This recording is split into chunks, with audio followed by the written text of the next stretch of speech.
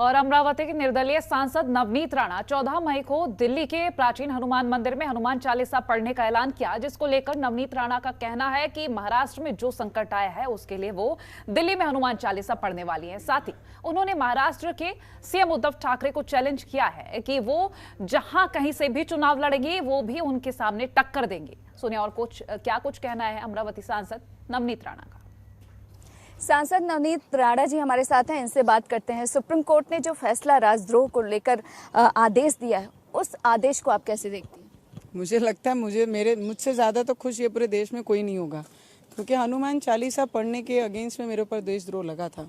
और ऐसा ये देशद्रोह के कानून जो ब्रिटिश कालीन छोड़ के गए थे ब्रिटिश लोग, तब ये लागू होते थे जब हमारे देश में जो रियल हीरोज हमारे देश के हित में काम करते थे तब वो उनके विरोधी लगते, क्योंकि वो ब्रिटिश थे, वो अंग्रेज लोग थे जिनको लगता था कि विरोध में काम कर रहे हैं। और आज हमारे देश में महाराष्ट्र में ये परिस्थिति कि हनुमान चालीसा पढ़ने पे भी देशद्रोह लगता है।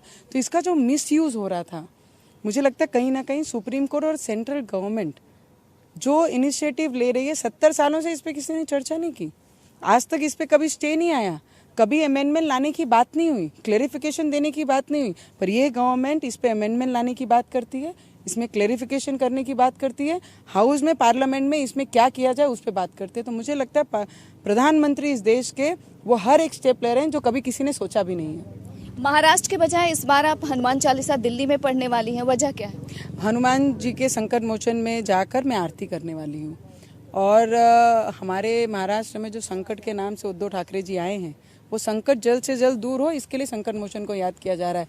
मेरे ऊपर भी जो हुआ, संकट मोचन पे विश्वास किया, इसके लिए संकट हट गए।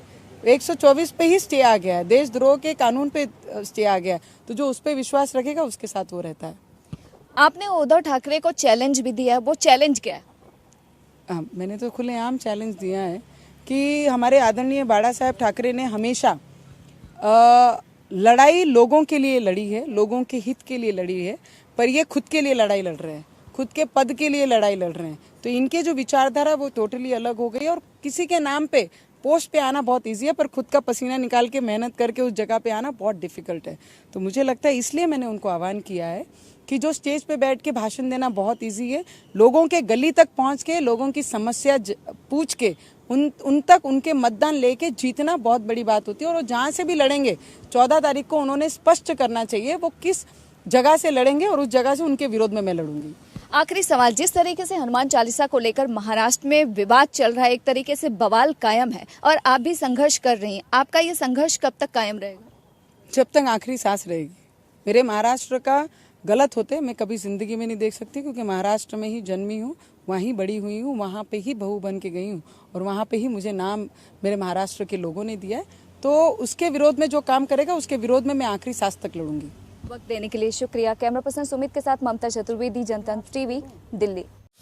खबरों के निष्पक्ष विश्लेषण के लिए सब्सक्राइब करें Jantantra TV and press the bell icon. Never miss any update.